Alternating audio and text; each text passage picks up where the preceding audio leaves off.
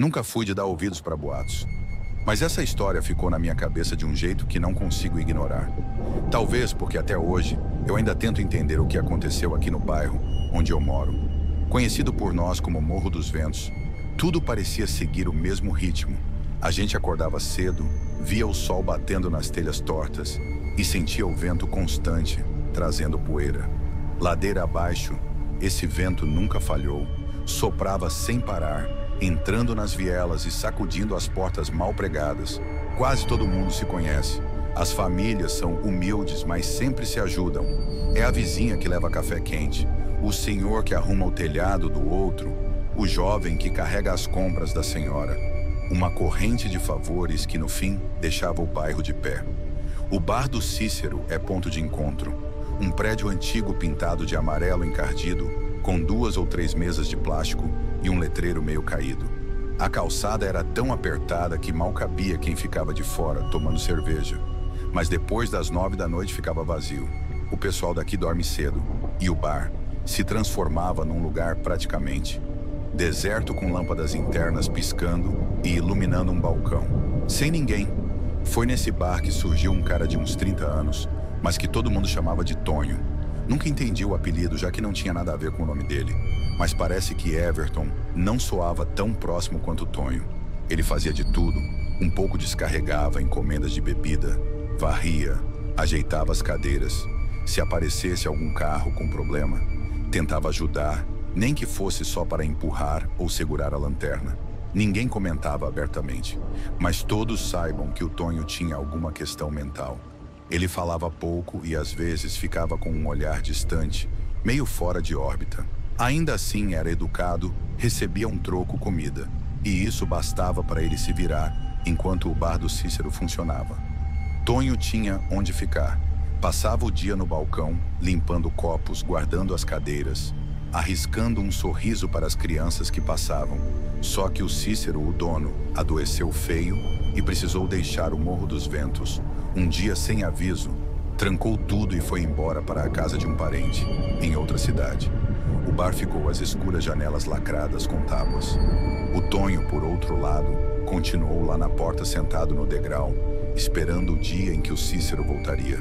Esse dia nunca chegou. Alguns moradores tentaram ajudar o Tonho, arranjar um quartinho de fundos, um colchão extra, mas ele não aceitava. Sempre voltava para o bar e espiava pelas frestas, como se esperasse ver a vida voltar lá dentro. Nas primeiras semanas, o pessoal achou que uma hora ele iria desistir e procurar outro lugar, mas isso não aconteceu. Foi então que começaram uns boatos estranhos. Passava das 10 e 11 da noite e alguns diziam ouvir vozes vindo do bar fechado. Como se alguém conversasse com o Tonho, tinham até relatos de risadas. Um morador comentou que viu luzes amarelas piscando lá dentro. Mesmo sabendo que a fiação estava cortada, havia meses, o pessoal daqui não é muito ligado em crendices, mas não faltou quem falasse em assombração ou espírito zombeteiro. O Diego, meu irmão mais novo, tinha 10 anos na época e eu 15. Ele era curioso, adorava meter o nariz em tudo que fosse enigmático. Um dia, na volta do campinho de futebol, ele me cutucou e apontou para a lateral do bar. Foi quando eu vi por um instante o Tonho parado na penumbra, encostado na parede. Mas ao lado dele, juro ter visto uma forma alta, meio corcunda, coberta por um pano escuro, que parecia comprido demais, não dava para enxergar o rosto. Só uma sombra contínua, como se nem existisse uma cara por trás daquilo. Você viu isso? Diego cochichou, assustado. Tentei disfarçar. A gente estava a uns 20 metros e a iluminação do poste era fraca. Podia ser só um monte de trapos pendurados. Mas meu irmão estava convicto. Tem alguém com o Tonho e não é gente comum, ele disse quase sem voz. Quando chegamos em casa, nossa mãe deu bronca porque a gente demorou. Preferi não falar nada para ela do que vimos ou achamos ter visto. Acreditei que fosse só impressão, mas as histórias se intensificaram. Várias crianças juravam ter ouvido uma voz de mulher lá dentro. E sempre que tentavam chegar perto, Tonho aparecia na porta rosnando para mandá-las embora. Logo depois ele começou a juntar entulhos na calçada, Ninguém entendia para quê. Tinha madeira, portas velhas, estrados, garrafas e sacos com jornais antigos. Virou um obstáculo para quem passava de bar fechado. Aquilo se transformou num amontoado de lixo. Muita gente se irritou e reclamou, mas ele não respondia numa quinta-feira. Lembro bem porque era dia de feira no outro bairro. Surgiu um comentário de que num pedaço de madeira, encostado na fachada, apareceu uma mancha escura como se tivesse sido queimada. E essa mancha formava o contorno de uma mulher coberta por um véu, com as mãos juntas numa pose que lembrava a oração. Ninguém explicou como aquilo apareceu, mas o desenho de cinzas era bem definido, parecendo a silhueta de uma santa. O falatório foi enorme. Senhoras que mal saíam de casa foram até lá se benzendo e deixando flores. Outras acenderam velas. Chamavam de Nossa Senhora do Vento, ou Santa das Chamas. Alguns mais céticos diziam que era só pareidolia. Quando a gente enxerga formas conhecidas em manchas aleatórias, chamaram o Padre Estevão. Um homem jovem, mas bem firme no que dizia. Ele olhou a madeira, fez cara de poucos amigos e deu uma bronca geral. Isso não é milagre nenhum. Se vocês querem rezar, a igreja fica aberta todo dia, e se acham que tem santa aqui fora, porque não vão das pessoas doentes do bairro, em vez de orar para uma tábua queimada. Depois disso, ele arrancou as velas, pegou a placa e entregou para o Tonho, dizendo que ele podia fazer o que quisesse. Afinal, era só lixo queimado. O Tonho agarrou a madeira com tanta força que os dedos quase ficaram brancos. Deu um olhar de reprovação para quem tentou impedi-lo e foi embora para o canto do bar, sumindo entre os entulhos. Após esse dia, o Tonho mal saía do bar. Não ficava mais sentado na calçada à tarde.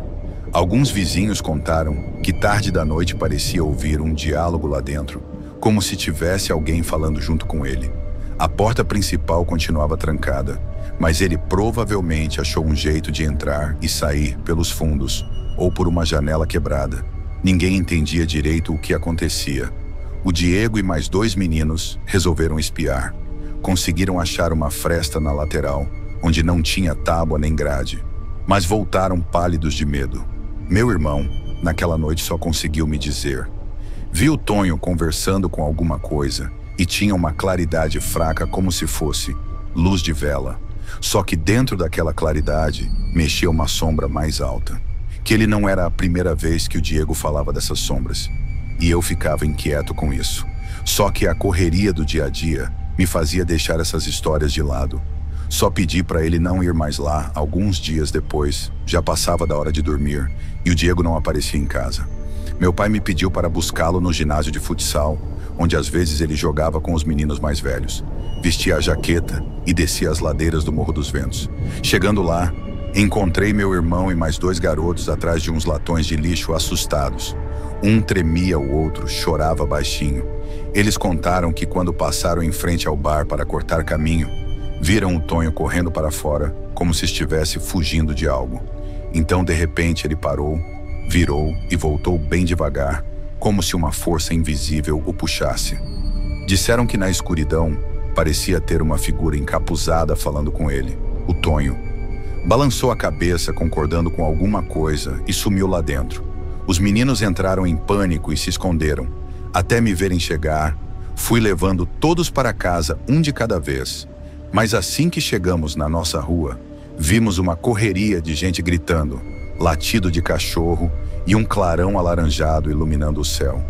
O cheiro de fumaça era forte. Meu coração disparou.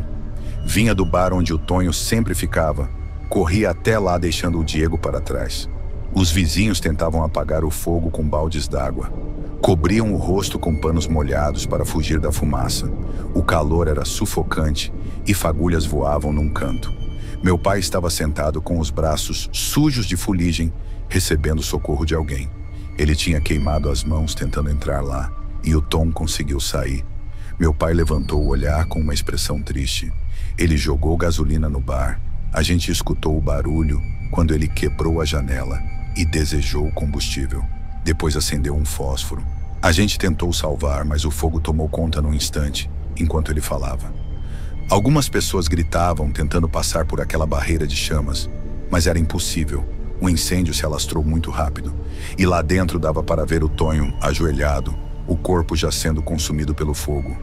As testemunhas garantem que ele não reagia, não tentava sair como se estivesse alheio a tudo.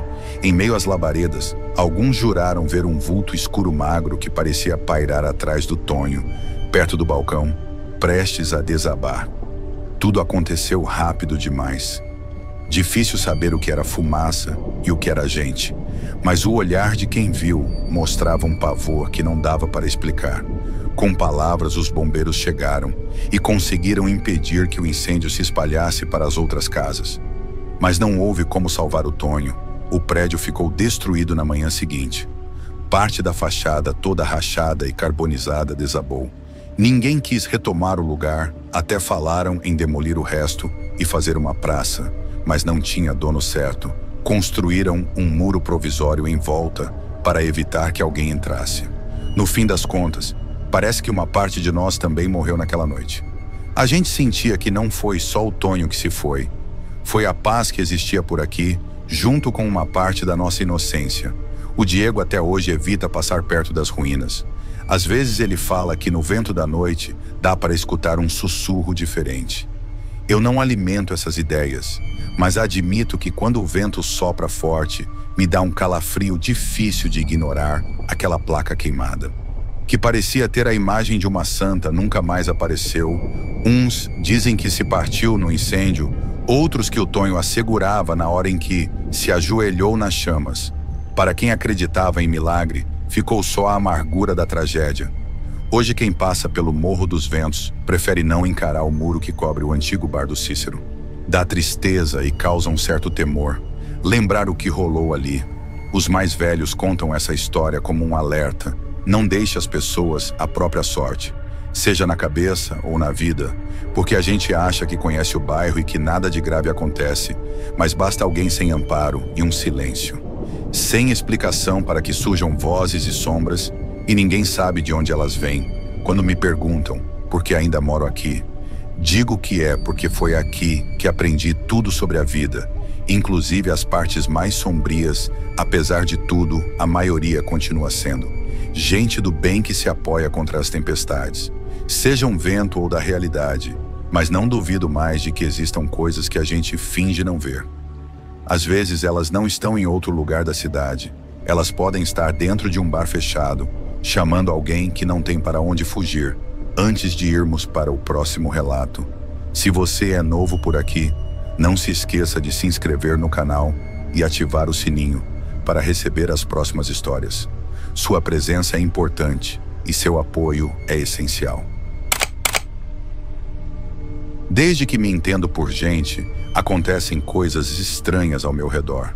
As lembranças mais antigas que tenho envolvem figuras em cantos escuros da casa, sussurros suaves no meio da noite e uma sensação constante de que havia mais alguém por perto, embora eu nunca conseguisse explicar bem o que via. Na época eu morava com meus pais e meus 3 irmãos, numa casa térrea típica de interior, um corredor. Largo unia a sala, o banheiro e os quartos.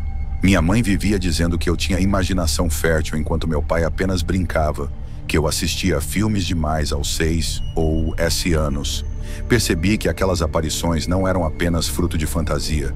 Certa vez acordei de madrugada. Quero ir ao banheiro. A porta rangia tanto que todo mundo na casa, especialmente minha mãe, costumava ouvir o barulho e saber que alguém estava lá dentro.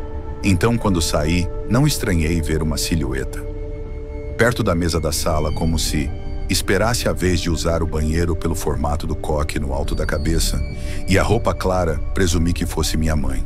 No entanto, algo me fez parar no meio do caminho. A postura daquela pessoa estava estranhamente inclinada, quase como se um ombro estivesse deslocado. O ar no corredor parecia mais denso que o normal, e um arrepio subiu pela minha nuca. Ainda assim chamei, baixinho, mãe. Só que o que quer que estivesse ali não respondeu. Permaneceu imóvel por um segundo, e então pareceu dar um passo em minha direção. Foi o suficiente para eu girar nos calcanhares e correr direto para o meu quarto, sem olhar para trás durante muito tempo. Não falei disso com ninguém. Minha mãe, ao me ver assustada pela manhã, garantia que eu tinha tido um pesadelo. Eu, querendo acreditar nela, tentava esquecer, mas a lembrança daquele vulto torto me atormentava. E estranhamente, em algumas noites, eu sentia a mesma energia no corredor, embora não tivesse coragem de abrir a porta e conferir quando fiz 14 anos, numa conversa descontraída. Minha irmã mais velha confessou que também havia enxergado algo semelhante, mas no caso dela, a figura estava parada ao lado do sofá, perto da televisão desligada. Ela disse que reconheceu até a cor do hobby de minha mãe, mas sabia no fundo do coração que não era ela, assim como eu sentia um medo paralisante, do tipo que não se explica. Só se sente com os 2 irmãos mais novos, foi ainda. Pior, eles viram essa estranha cópia em mais de uma ocasião, espiando do batente da porta do quarto. Deles ficava lá sem dizer nada, imóvel, apenas observando. Depois de alguns minutos ou segundos, nenhum deles sabe precisar. Ao certo, a figura se afastava, com movimentos que não pareciam naturais, quase como se flutuasse no escuro. O mais intrigante é que depois de um tempo, essas aparições simplesmente cessaram. Não houve nenhum ritual ou mudança brusca na casa. Apenas parou. Por um lado, foi um alívio. A sensação constante de ter uma presença em minha volta se dissipou. Por outro, ficou a dúvida. Afinal, o que poderia ter sido? Um delírio infantil coletivo, uma sombra, projetada pelos móveis, ou algo que nossa mente não consegue compreender completamente até hoje, quando bate aquela vontade de ir ao banheiro de madrugada. Confesso que o corredor pode estar vazio, mas as lembranças do que já vimos continuam bem vivas em minha memória. Se estiver gostando dos relatos, e não se esqueça de já deixar o seu like, ele é muito importante. Ainda hoje, quando penso no que rolou em dezembro de 2021, sinto meus pelos do braço arrepiarem. Eu estava no penúltimo semestre do curso de Geologia, e para concluir a disciplina de mapeamento de campo, a gente precisava passar 10 dias numa região bem isolada, no interior do Piauí. O professor Henrique escolheu um canto, praticamente intocado da Caatinga, quase sem estradas. Tudo muito seco, com cactos, arbustos retorcidos e o solo cheio de pedras. Fomos em 4 carros altos, porque as estradas eram ruins do município mais próximo, até o local do acampamento. Levamos quase 2 horas sacolejando em estradinhas de terra, onde só se via manga, caru e xique-xique por todo lado. Chegamos a um ponto que o Dr. Henrique julgou ser bom para os estudos, e montamos as barracas num terreno mais ou menos plano, perto de um riacho seco e protegido por umas poucas árvores, de galhos retorcidos. Éramos 15 estudantes, divididos em 3 equipes de 5 na minha equipe. Estavam eu, o Leandro, que virou nosso líder improvisado, pela experiência maior, a Giovana, o Vitor e a Bia. Os outros grupos ficariam em áreas próximas, mais longe o bastante para a gente não se ver. O tempo todo, o objetivo era mapear afloramentos de rochas, coletar amostras e fazer anotações para um relatório. Logo no primeiro dia, o calor batia nos 40 graus, perto do meio-dia. A gente subiu um morrinho para analisar umas formações de arenito, e quando o sol ficou forte demais, resolvemos parar num canto de sombra rala para beber água e comer alguma coisa.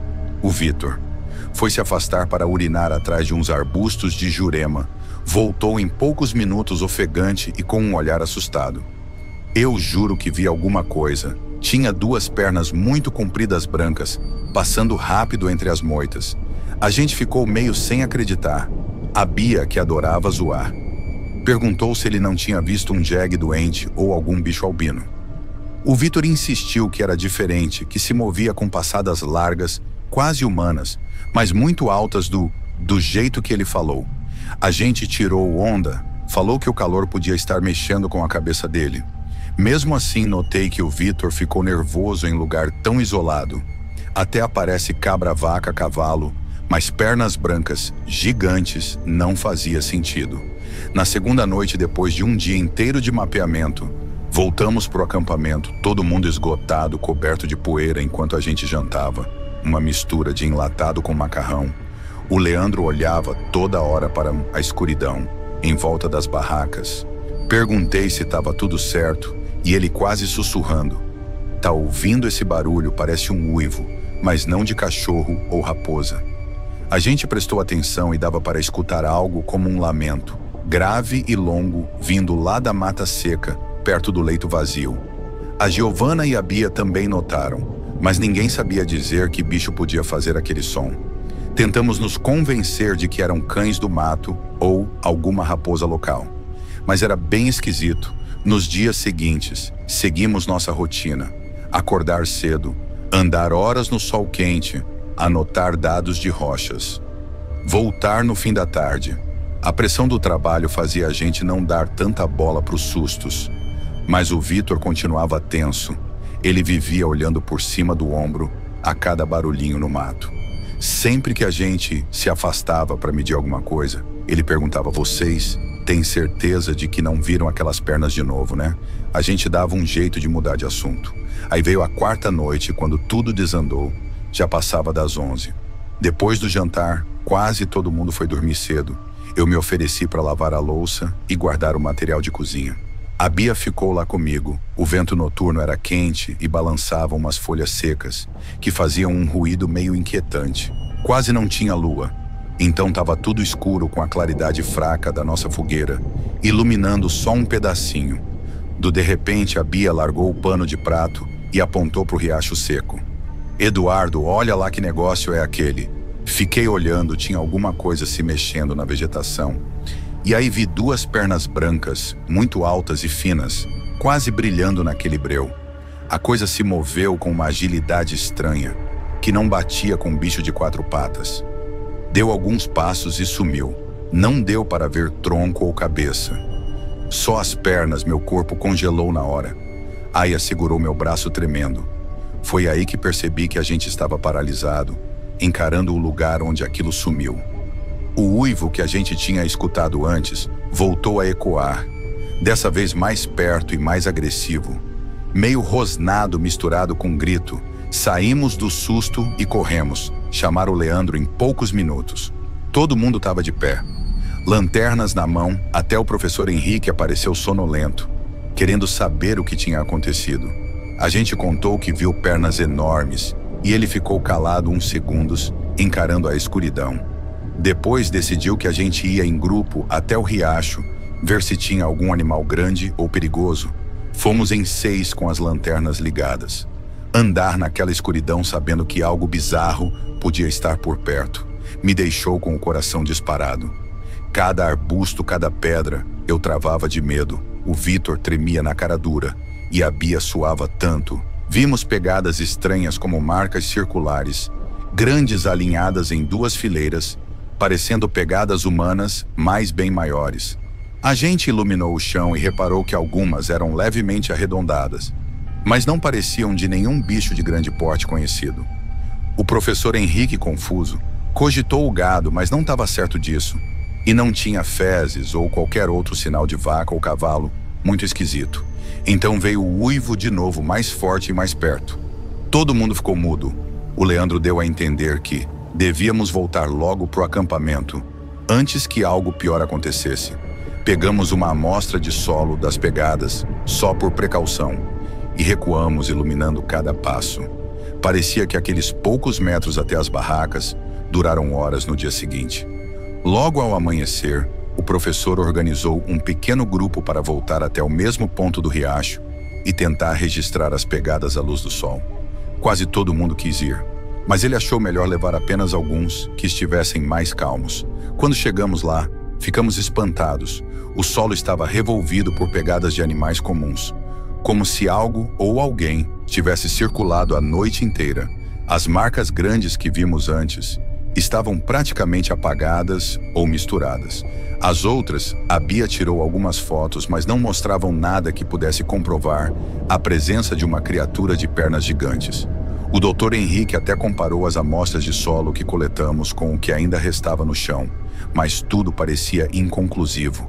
É como se o vento e a poeira tivessem coberto tudo, comentou ele com uma expressão desapontada, sem falar nos bichos que devem ter passado por aqui. A gente ainda procurou por algum galho quebrado ou rastro de pelo, mas não encontramos nada no fim. Voltamos para acampamento com a sensação de que, mesmo tentando, não daria para provar o que vimos na noite anterior. Aquela noite quase ninguém dormiu. A Giovana estava tão ansiosa que quis ir embora no dia seguinte, mas o professor e alguns colegas mais céticos achavam que era pânico coletivo.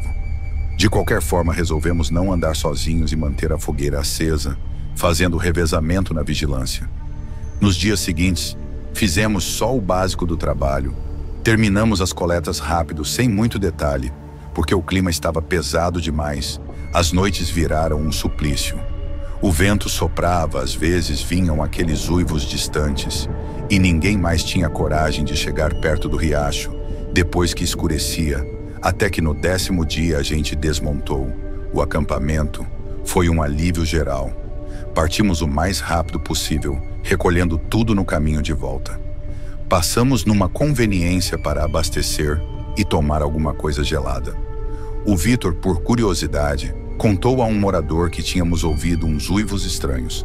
Ele olhou sério pra gente e soltou o pessoal antigo. Fala de um bicho que não é bicho, mas anda em 2 pernas e aparece em época de seca forte. Chamam de gritador do sertão. É melhor manter distância. Não sei se é só lenda ou se realmente apareceu algo que ninguém conhece. Mas eu lembro bem do que vi aquela criatura de pernas compridas e brancas, sumindo no escuro, e o uivo que fez meu sangue gelar. Tentei explicar racionalmente. Alguns colegas levantaram a hipótese de que podia ser uma avestruz ou ema albina que escapou de algum criadouro e que o uivo seria outro animal qualquer, mas nada se encaixa muito bem. Bicho de 2 patas tão altas não é comum por lá, e as pegadas não batiam com nada que a gente conhecesse. Só sei que se um dia eu voltar ao sertão, para outro trabalho de campo, não vou me arriscar a andar sozinho à noite, e se eu ouvir qualquer barulho, fora do normal, vou ser o primeiro a sugerir que a gente deu fora. Tem coisas que nem o calor nem a razão explicam no sertão. O silêncio e a escuridão podem esconder segredos que é melhor não cutucar.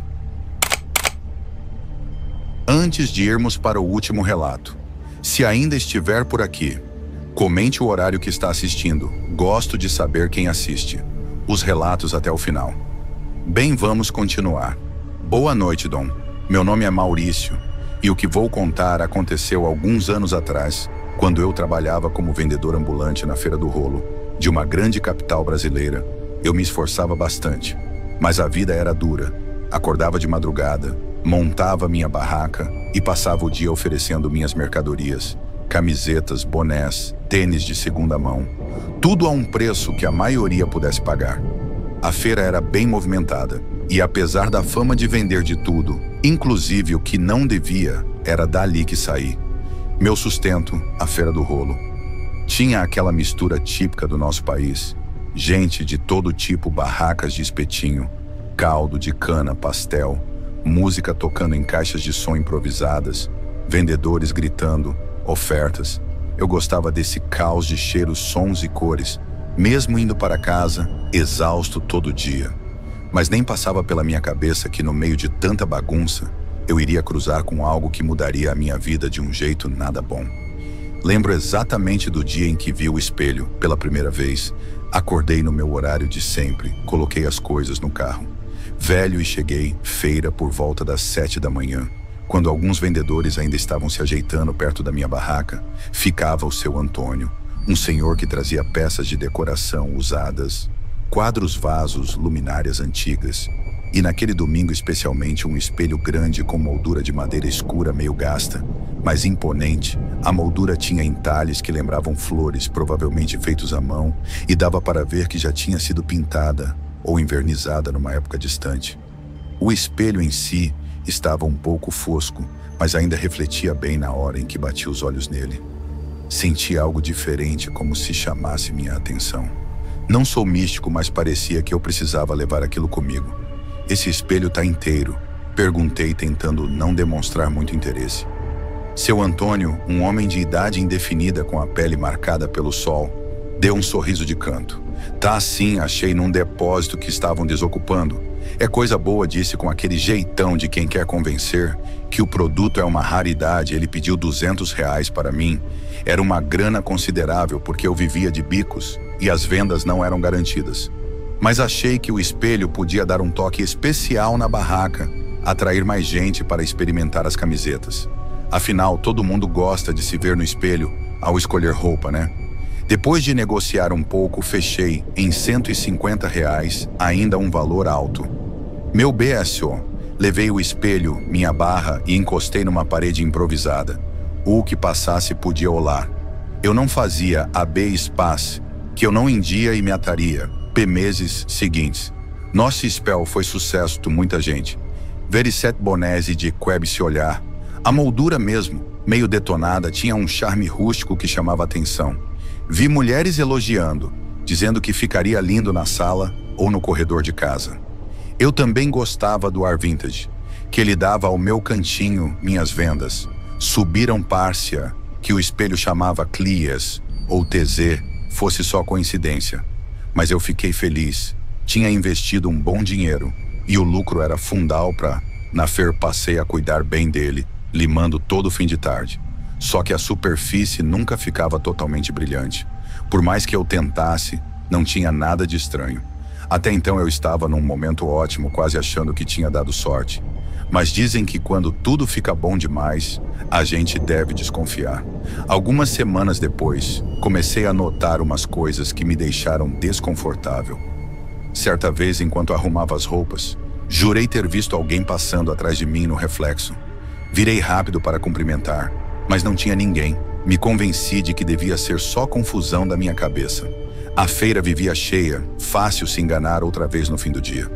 Olhei para o espelho antes de cobri-lo com um pano e achei que tinha um vulto escuro num cantinho do reflexo. Pensei que fosse reflexo de alguma barraca, com luz acesa, mas não tinha nada aceso por perto. Fiquei bem desconfortável, mas ignorei. Eu precisava trabalhar, não dava para entrar em paranoia com o tempo. Esses detalhes foram se acumulando. Passei a ter uns sonhos estranhos. Eu me via num corredor escuro com várias portas fechadas. E lá no fim, tinha um espelho enorme onde eu me olhava. Mas o reflexo não era exatamente o meu. Tinha um jeito diferente. Como se outra pessoa estivesse usando o meu corpo. Eu acordava suado com o coração acelerado. Evitei falar para alguém para não acharem que eu estava pirando. Mas os clientes começaram a fazer comentários esquisitos sobre o espelho. Uma moça que provava um chapéu disse: moço, esse espelho me deu uma sensação horrível. Parece que tem alguém olhando para mim. Eu tentei explicar que era só a iluminação, mas fiquei arrepiado. Um rapaz que veio comprar camiseta de time também falou: essa moldura é bonita, mas tem um ar meio pesado. Sei lá, lembra aquelas casas antigas de filme de terror. A partir daí, notei que muita gente ficava incomodada ao se olhar no espelho. Alguns iam embora sem comentar nada, outros se afastavam logo. Aquilo me perturbou, não era muito chegado em assuntos sobrenaturais, mas comecei a pensar se havia algo errado mesmo. Um domingo a feira estava lotada, porque era época de salário. E o pessoal aproveitava para comprar coisas baratas e comer pastel. O sol estava forte e eu tentava me proteger com um guarda-sol improvisado. Então surgiu um homem que eu nunca tinha visto. Moreno com a pele castigada pelo tempo, olhar fixo, roupa simples e um chapéu de palha, meio gasto. Ele parou na frente do meu espelho e ficou ali sem dizer nada. Bom dia, posso ajudar? Perguntei, estendendo a mão. Ele virou para mim e perguntou: onde você arranjou esse espelho? Comprei aqui mesmo, faz umas semanas. Por que ele me olhou sério? Se eu fosse você, não ficava com ele por muito tempo. Tem uma energia estranha. Aí fiquei alguns segundos sem reação. Me deu um mal-estar na hora. Disfarcei e perguntei: que história é essa de energia estranha? Ele olhou para o espelho de novo e se afastou. Só fica o aviso. Ele sumiu no meio da multidão. Fiquei parado com a cabeça cheia de perguntas. Quem era aquele cara? Será que me conhecia? E por que falar isso assim? Do nada fui falar com o seu Antônio, que tinha me vendido a peça. Ele pareceu meio desconfortável. Olha, Maurício, não sei muito. Achei o espelho num depósito que estavam esvaziando, num galpão abandonado. Tava tudo largado. Peguei umas cadeiras, um baú e o espelho só trouxe, porque achei bonito. E de quem era esse depósito? Tenho nem ideia. O dono do galpão morreu e a família limpou tudo. Disseram que o velho era fechado. Tinha umas coleções estranhas. Não recebia ninguém. Mas fora isso, não sei o jeito que ele falou. Coleções estranhas me deixou encucado. Será que o antigo dono fazia alguma coisa bizarra? Eu tentava não, mas ficava difícil. Depois dessa conversa, a sensação ruim que eu tinha aumentou. As vendas, que antes tinham dado um salto, começaram a cair de novo. Parecia que a maré tinha virado, alguns clientes sumiram e até eu me sentia desmotivado. Num fim de tarde, resolvi dar uma boa olhada no espelho. Tirei ele do lugar, coloquei numa cadeira e examinei a moldura. A parte de trás, nunca tinha analisado tão de perto. Quando virei, vi uns riscos estranhos, parecendo símbolos ou arranhões, como se alguém tivesse gravado algo ali. Passei a mão, mas não dava para entender o que era. Só um monte de traço esquisito, sobreposto. Não entendo nada de simbolismo ou esoterismo, mas aquele detalhe me deixou com um embrulho no estômago. Recoloquei o espelho no lugar, tentando não pensar mais nisso, mas dia após dia a sensação de ter algo rondando não saía da minha cabeça. Pouco tempo depois, num sábado, desabafei com um amigo da feira, o Jair, que vendia artigos de couro na barraca. Do lado, ele notou minha cara de cansado e perguntou o que estava acontecendo. Contei sobre as esquisitices do espelho, com medo de parecer bobo. O Jair não era muito de acreditar em assombração, mas me ouviu com seriedade. Maurício, tem gente que diz que certos objetos absorvem a energia de quem os usava. Sei lá se o antigo dono era perturbado, o espelho pode ter ficado carregado. Pois é, já pensei nisso. Mas o que eu faço? Jogo fora, quebro. Ele coçou a cabeça. Eu conheço, senhora, mora ali no Mirante. Perto diz que benzedeira e faz uns rituais. Por que você não vai lá? Achei exagerado, mas sem ideia se me passou o endereço. Anotei num papel e guardei, antes de tomar essa atitude. Ainda tive mais umas noites péssimas. Os pesadelos pioraram. Me vi num quarto desconhecido, com móveis antigos e pouca luz no canto. O espelho, em vez do meu reflexo, via um homem mais velho com olhos fundos me encarando. Não dizia nada, mas o olhar parecia de acusação. Acordava sem ar. Em outra noite, sonhei que o espelho refletia um corredor cheio de portas, cada uma mostrando cenas sinistras, móveis velhos, manchas escuras e um vulto que andava sem parar. Acordei tão agoniado que senti dor no peito no dia seguinte. Decidi ir à tal senhora. Botei o espelho no carro com cuidado e dirigi até o endereço que o Jair tinha dado. Era uma casa simples numa rua tranquila, longe do centro. Bati palma no portão, meio sem jeito. Quem atendeu foi a dona Celina, uma senhora baixa com cabelos ralos e olhos atentos. Ela me recebeu com um sorriso, mas parecia entender a minha angústia só de olhar. Bom dia, meu filho. O que houve? Contei um resumo de tudo. Ela ouviu calada e me chamou para entrar. A casa tinha cheiro de ervas e dava para ver santos, velas e garrafas com líquidos coloridos. Eu não fazia ideia do que esperar, mas fui em frente. Então esse é o espelho? Perguntou, analisando a moldura. Sim, não sei mais o que fazer. Parece ter algo de errado. Ela passou a mão sobre a madeira, sem encostar, de verdade, como se estivesse sentindo. Alguma coisa. Franziu a testa e olhou para mim. O negócio aqui tá pesado. Parece que alguém, ou algo ainda, tá ligado a ele. Você tá tendo pesadelos, né? Fiquei assustado dela ter acertado. Então ela me jogou arruda, rezou baixinho e passou a erva em volta do espelho. Depois acendeu uma vela branca ao lado, explicou que faria uma limpeza básica, mas talvez fosse precisar de mais. Vou tentar cortar essa ligação enquanto isso. Reza e tenta manter a cabeça positiva. Às vezes o medo só alimenta essas energias. Quando terminou, ela me disse para levar o espelho de volta para casa e aguardar uns dias. Se os pesadelos continuassem, teríamos que partir para algo mais forte. Botei o espelho de novo no carro, me sentindo um pouco aliviado por ter tomado alguma providência. Só que no caminho de volta, estranha de não estar sozinho, como se alguém estivesse no banco de trás. Mas quando olhava, só via o reflexo do espelho coberto por um pano. Naquela noite dormi sem ter sonhos ruins. Achei que a reza tinha funcionado, só que a paz durou pouco. 2 dias depois, as sensações voltaram e veio outro pesadelo pesado. Uma voz sussurrando meu nome várias vezes. Maurício. Maurício. Acordei apavorado, com o coração na boca. Precisava resolver aquilo de vez na semana seguinte. Levei o espelho de volta à feira porque não queria ele em casa. Mais um dia de vendas ruins e minha cabeça estava cheia de preocupação. Pensei em passar o objeto para frente, mas não era certo. Vender um negócio que podia fazer mal a alguém. Cogitei devolver para o seu Antônio, mas ele provavelmente não ia querer de volta. No meio da tarde, apareceu a dona Marta, uma cliente antiga, muito simpática, que sempre comprava coisas para os netos. Ela ou uma blusa, e quando se olhou no espelho, a expressão dela mudou. Na hora, a blusa caiu da mão e ela deu um passo atrás pálida. "A senhora tá bem?" perguntei, menino. Achei que tinha alguém atrás de mim no reflexo, mas não tinha ninguém. Ela pediu desculpas, saiu rápido e não comprou nada. Naquele momento, vi que não dava mais para ignorar. No fim do dia, fechei a barraca e fui direto na casa da dona Celina. Contei o que aconteceu e implorei que ela desse um jeito nessa maldição.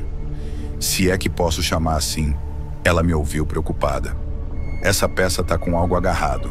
Pode ter sido algum ritual ou perturbação do antigo dono, não dá para saber. Mas a ligação é forte. Vou precisar de ajuda", ela chamou um conhecido. O seu Nestor, que também entendia desses trabalhos espirituais juntos. Fizeram um ritual mais longo nos fundos da casa dela. Eu fiquei do lado de fora, mas mais dava ouvir orações e sentir o cheiro de ervas queimando. Durou quase hora e confesso que tinha medo. Se der, se livra dele de um jeito seguro. Tem gente que enterra outros, quebram num lugar distante. Cada um faz de um jeito, mas faça com respeito. Cuida para não se machucar, nem machucar ninguém. A ideia de quebrar espelho já é algo que assusta por aquelas superstições. Mas pior seria seguir com aquilo. Então tomei a decisão de me livrar do espelho de vez. Pedi que dona Celina e seu Nestor fossem comigo, até um terreno baldio na periferia. Eles aceitaram, preocupados que algo pudesse dar errado.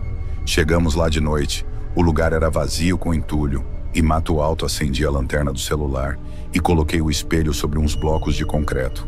Seu Nestor jogou o sal grosso ao redor, enquanto dona Celina rezava. O clima era tenso. "Pronto. Maurício?" ele perguntou, segurando um pedaço de madeira que a gente ia usar para quebrar o vidro. Assenti e tentei respirar fundo. Eu suava frio. Dei a primeira tacada e o espelho resistiu no segundo golpe. Abriu uma rachadura no terceiro. Se estilhaçou com um barulho seco que ecoou na noite. Foi como se uma onda de choque passasse por mim. O céu estava meio nublado, mas jurei ter visto uma sombra se desfazer entre os pedaços quebrados. Pode ter sido a luz do celular, mas aquilo me marcou. Dona Celina e seu Nestor recolheram alguns cacos num saco preto, dizendo que iam queimar depois o resto. Ficou ali mais coberto de terra e sal para segundo eles neutralizar qualquer energia restante. O ritual era simples, mas sentia um alívio enorme. Parecia que a partir dali, algo tinha sido libertado ou encerrado. Agradeci aos dois que me abraçaram e disseram que rezaram por mim. Nos próximos dias eu ainda estava assustado, mas me sentia mais leve e de certa forma livre naquela noite. Fui para casa com a cabeça mais tranquila. Dormi bem sem pesadelos e voltei à feira nos dias seguintes. Minha barraca já não tinha mais o atrativo do espelho, mas eu me sentia melhor e aos poucos as vendas foram se ajeitando. Com o tempo larguei a feira do rolo e fui trabalhar como entregador de aplicativo, às vezes vendendo umas peças pela internet. Decidi não lidar mais com objetos antigos, de procedência duvidosa. Passei a confiar mais nos meus instintos. Se algo me der um pressentimento ruim, prefiro ficar longe. Tem gente que não acredita nessas coisas. Mas eu vivi na pele o que um objeto carregado pode causar. Seja algo realmente sobrenatural ou apenas a nossa mente influenciando. Tudo o fato é que quando alguma coisa começa a te tirar o sono e a paz melhor evitar, é aquela história. O barato pode sair bem caro e nem sempre é só questão de dinheiro.